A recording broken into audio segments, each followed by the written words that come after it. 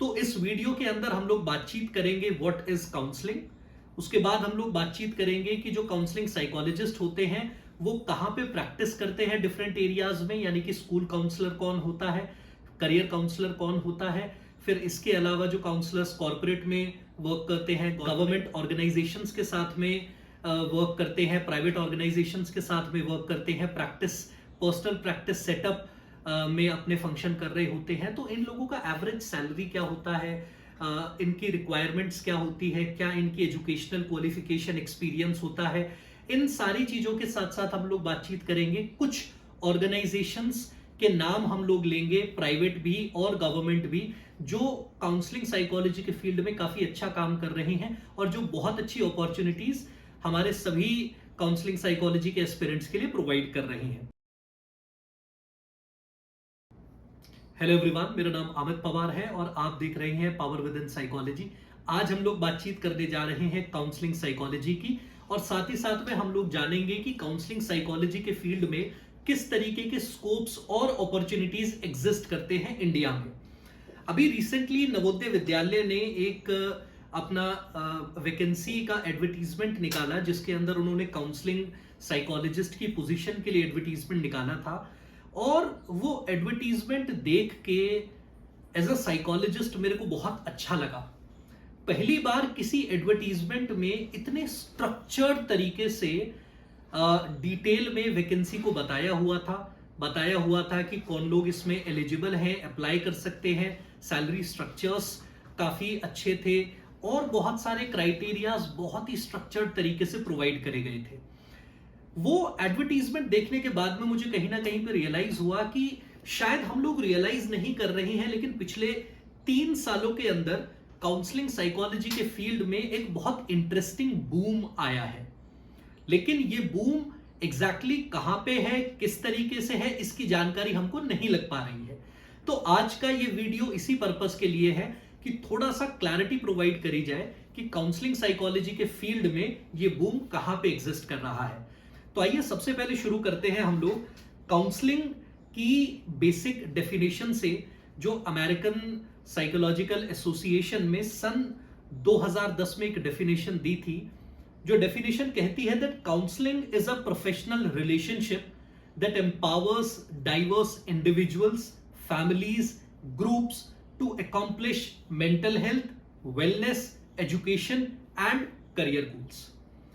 APA को लगा कि अगर हम प्रोफेशनल्स एक कॉमन डेफिनेशन पे नहीं आ पाएंगे, तो वो लोग जो फील्ड से रिलेटेड हैं, जो काउंसलिंग लेना चाहते हैं, फिर उन लोगों से हम लोग स्टिग्मा को कैसे डील कर पाएंगे अगर हम लोग खुद ही एक डेफिनेशन को नहीं लेके आ पाएंगे।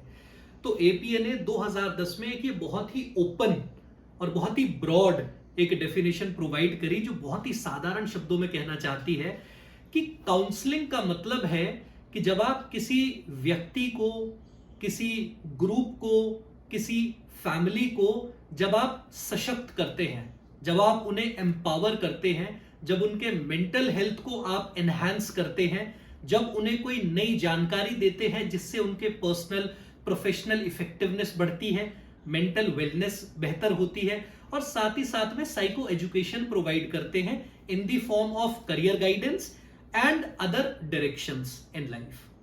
तो ये ब्रॉडर काउंसलिंग की डेफिनेशन काफी लेवल पे बहुत सटीक बैठती है।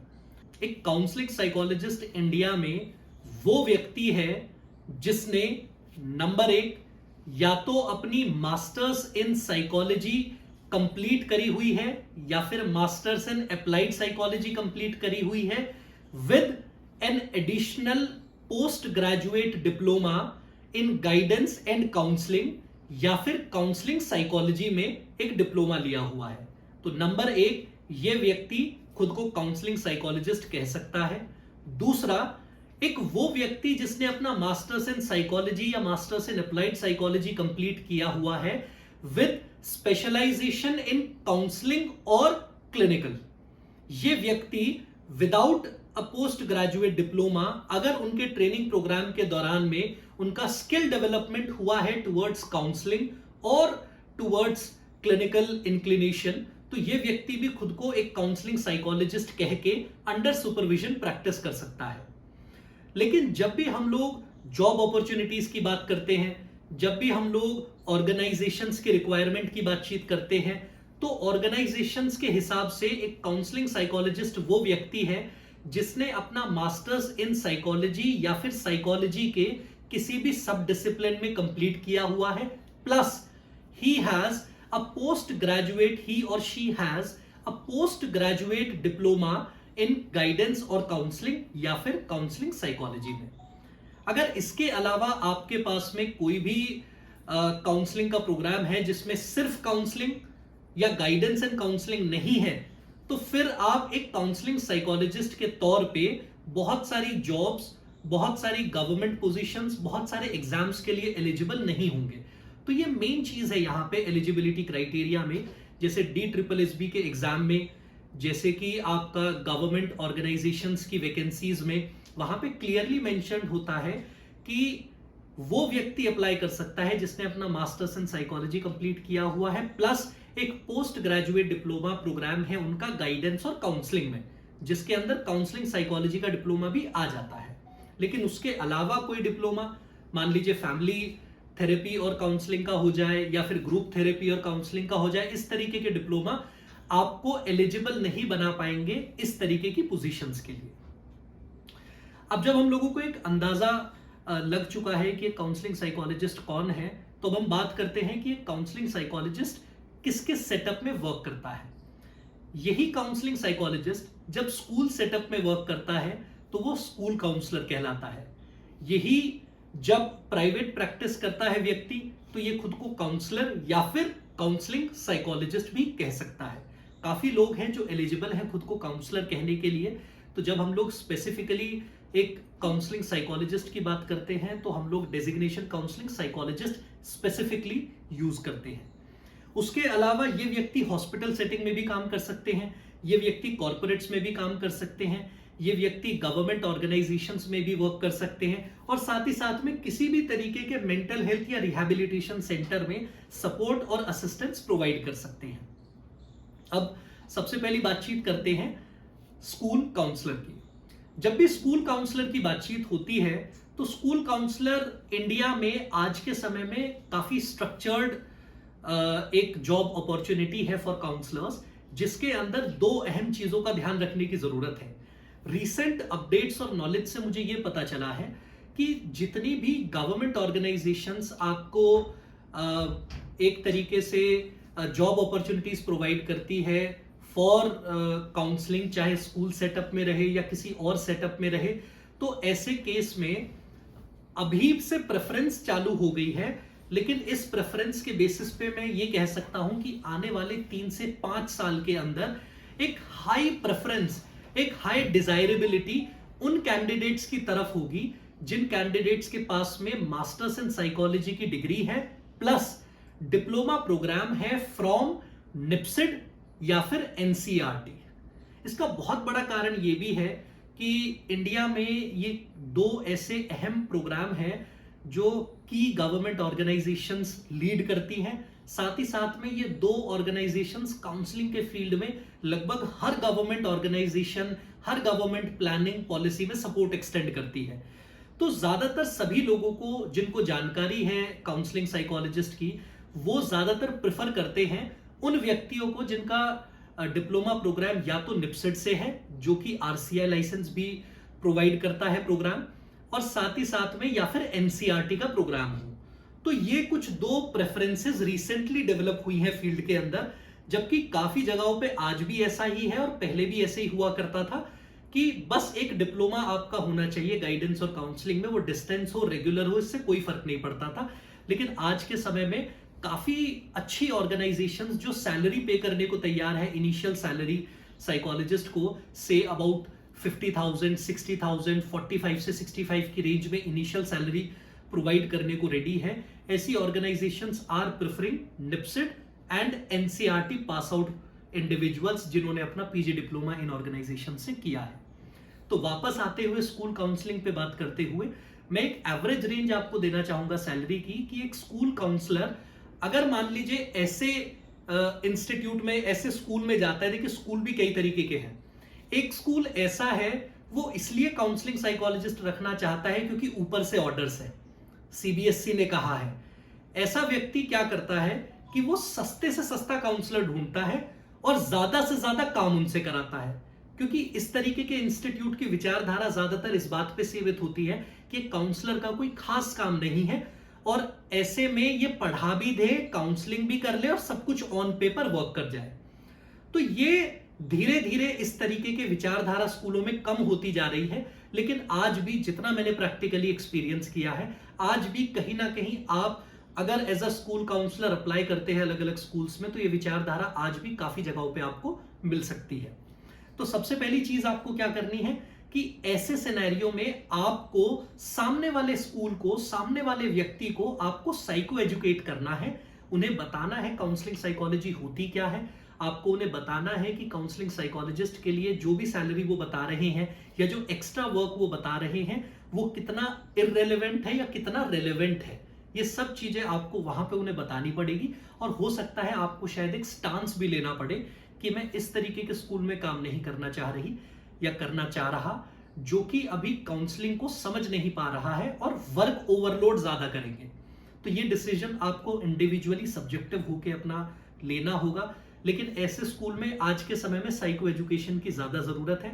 आपको बताना पड़ेगा कि काउंसलिंग किस तरीके से एक पॉजिटिव इंपैक्ट लेके आएगा स्टूडेंट्स में, स्टूडेंट्स टीचर्स के रिलेशनशिप में और स्टूडेंट पर्सनल और प्रोफेशनल इफेक्टिवनेस में। दूसरे ऐसे स्कूल्स होते हैं जो अभी रिसेंटली ओपन हुए हैं काउंसलिंग के कॉन्सेप्ट को लेके और वो काफी ओपन है कि वो एक अच्छा काउंसलर चाहते हैं।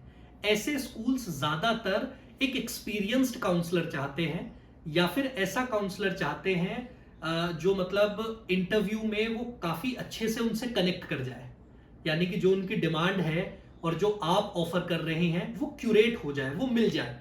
तो ऐसे में आपके ऊपर बहुत ज्यादा अपॉर्चुनिटी होती है कि आप सैलरी डिमांड्स भी कर सकते हैं, क्योंकि ऐसे केस में सामने वाले व्यक्ति को सैलरी, एवरेज सैलरी का अंदाजा नहीं होता है। तो अगर सामने वाला कहता है कि भाई 25,000 में हम लोग चाहते हैं कि आप काम करिए, तो आप अपनी तरफ से भी कह सकते हैं कि सर मैंने अपना मास्टर्स करने के बाद में डिप्लोमा प्रोग्राम किया है, मेरी यहाँ इंटर्नशिप लगी है और मैं इतना सब कुछ कंट्रीब्यूट कर सकता हूँ स्कूल सेटिंग में, और मुझे लगता है पूरे टाइम और एफर्ट के लिए एवरेज सैलरी मेरा 35, 40, 45 जो भी आप डिमांड करते हैं।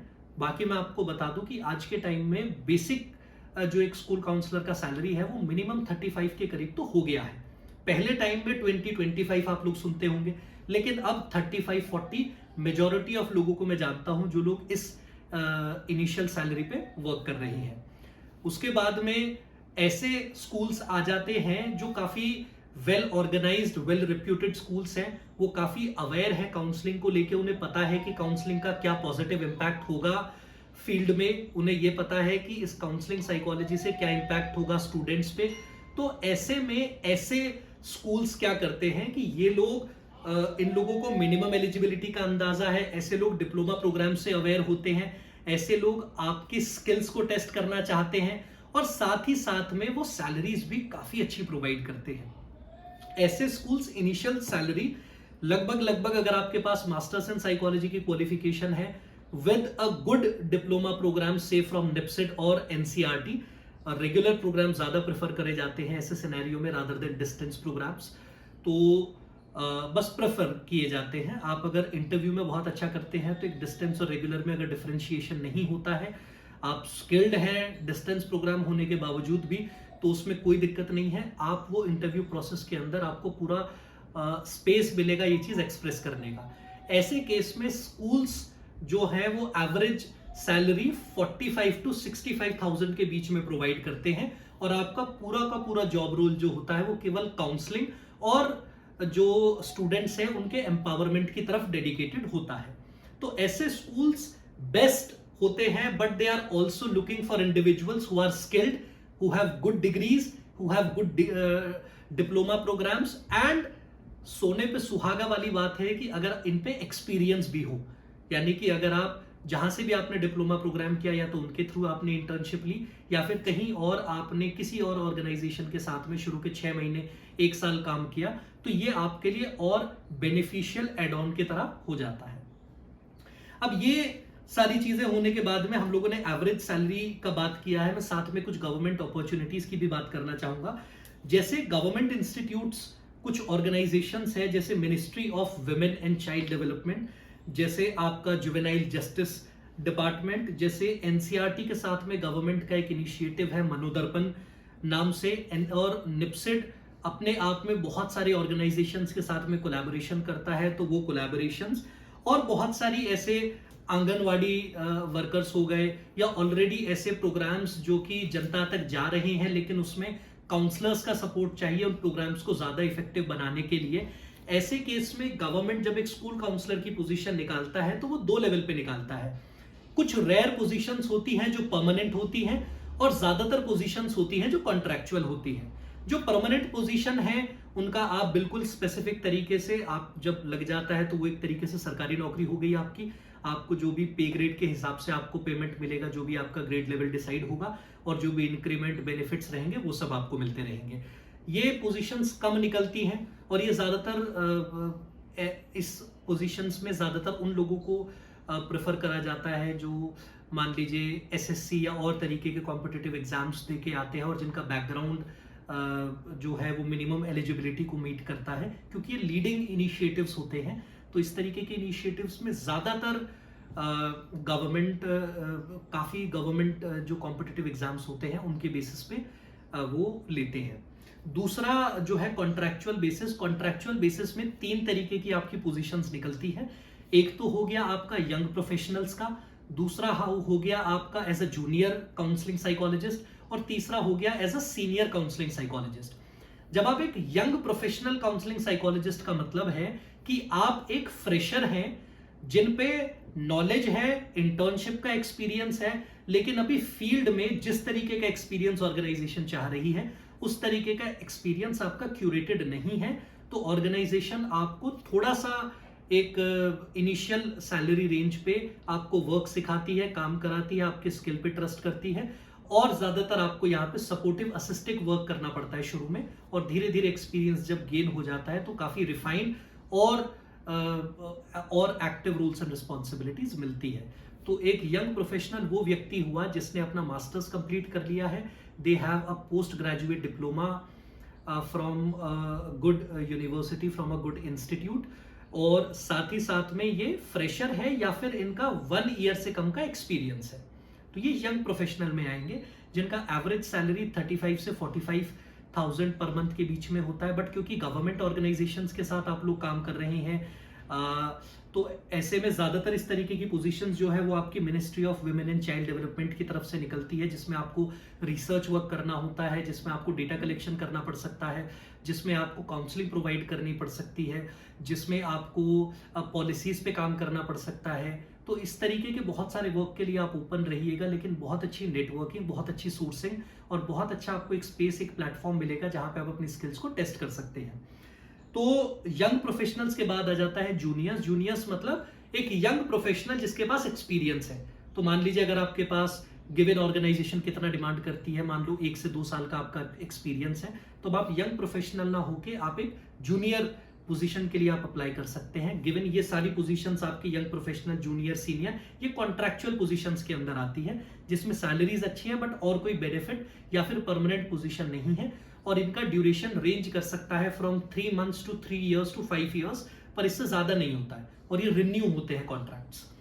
जूनियर्स की जो एवरेज सैलरी बनती है वो लगभग आपकी मान लीजिए 45 से 60 के आसपास का बन जाता है। और जो सीनियर्स होते हैं वो लोग हैं जो फील्ड में लीड कर रहे हैं, वो लोग हैं जिन पे 8, 10, 12, 15, 20, 25, 30 सालों का एक्सपीरियंस है। Based on their experience and exposure उनको ज्यादातर लीड प्रोग्राम्स दिए जाते हैं। वो लोग प्रोजेक्ट्स को लीड करते हैं, काउंसलिंग के इनिशिएटिव्स को लीड करते हैं, किसी और व्यक्ति के अंदर जो पूरे प्रोग्राम को ओवरसी कर रहा होता है, या एक टीम को लीड करते हैं टुवर्ड्स अ सर्टेन गोल।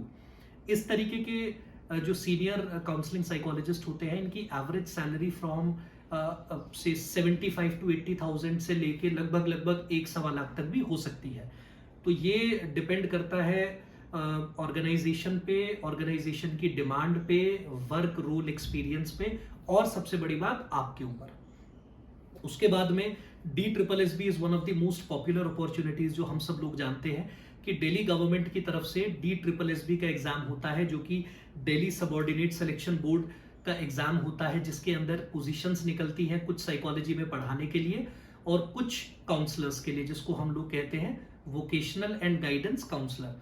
तो वोकेशनल एंड गाइडेंस काउंसलर के लिए आपको DSSB का एग्जाम देना होता है और इस एग्जाम के लिए मिनिमम एलिजिबिलिटी होती है आपके मास्टर्स इन साइकोलॉजी का आपकी डिग्री होनी चाहिए, प्लस एक आपको पोस्ट ग्रेजुएट डिप्लोमा प्रोग्राम होना चाहिए फ्रॉम अ रिकॉग्नाइज्ड यूनिवर्सिटी और institute in guidance and counselling.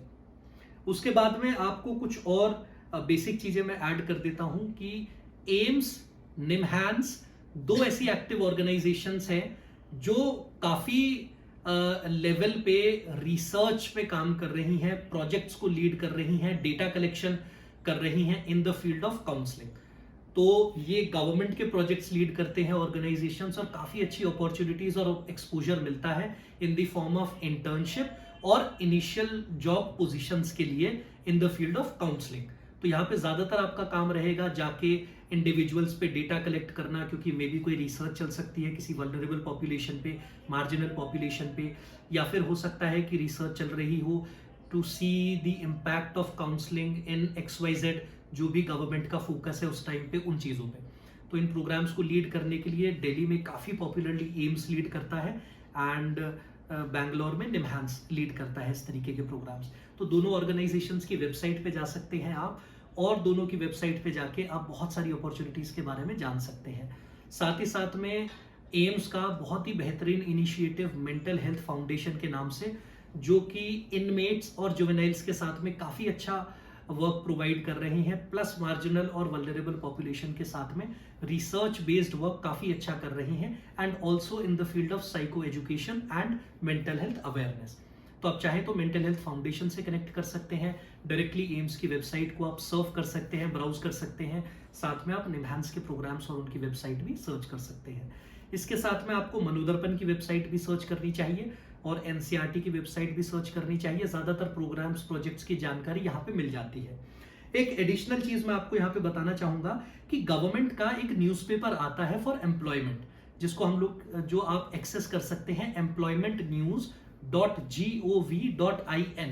तो ये आपको न्यूज़पेपर भी मिलता है, फिजिकल न्यूज़पेपर भी मिलता है, कुछ बेसिक सब्सक्रिप्शन के साथ में वो आप ऑनलाइन प्रोसेस देख सकते हैं उस चीज में। और ये इसके अंदर जितनी भी गवर्नमेंट पोजीशंस होती हैं, कुछ एडवर्टीजमेंट्स पोजीशंस को लेके और बहुत सारे इनिशिएटिव इन सब चीजों को लेके, तो ये एम्प्लॉयमेंट न्यूज है। जितनी भी एम्प्लॉयमेंट रिलेटेड अपॉर्चुनिटीज है वो आपको यहाँ पे मिलेंगी गवर्नमेंट की, इवन प्राइवेट की भी मिलेगी, बट मेजरली गवर्नमेंट की आपको मिलेंगी। तो employmentnews.gov.in को आप चेक कर सकते हैं।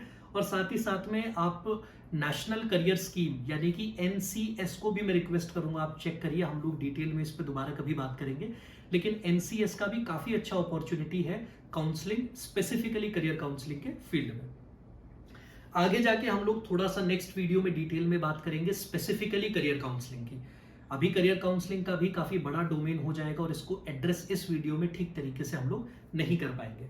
तो आप लोगों से रिक्वेस्ट है कि NGOs की, गवर्नमेंट ऑर्गेनाइजेशंस की, प्राइवेट ऑर्गेनाइजेशन, जैसे इंडिया में one of the leading private organisation in the field of counselling is your दोस्त।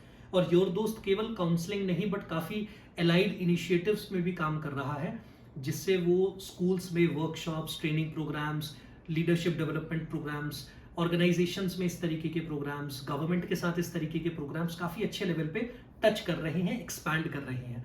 ऐसे टाइम पे योर दोस्त जैसी प्राइवेट ऑर्गेनाइजेशन के साथ जुड़ के आप काउंसलिंग फील्ड को भी ग्रो कर सकते हैं, खुद को भी ग्रो कर सकते हैं। तो एक ये रिसेंट अपॉर्चुनिटी थी जो मुझे काफी लोगों से पता चला। Many of my known friends are working with your Dost and उन्होंने काफी अच्छा वहाँ का कल्चर और एक्सपीरियंस काफी पॉजिटिव बताया है। तो ये कुछ ऑर्गेनाइजेशन है जिनके साथ आप वर्क कर सकते हैं। And in the next video will talk about more such organizations who are working in the field of counseling and certain subdivisions of counseling such as career counseling. So thank you so much. I hope ये पूरी की पूरी information आपको useful लगी हो, meaningful लगी हो, and आपसे next video में connect करते हैं. So thank you so much.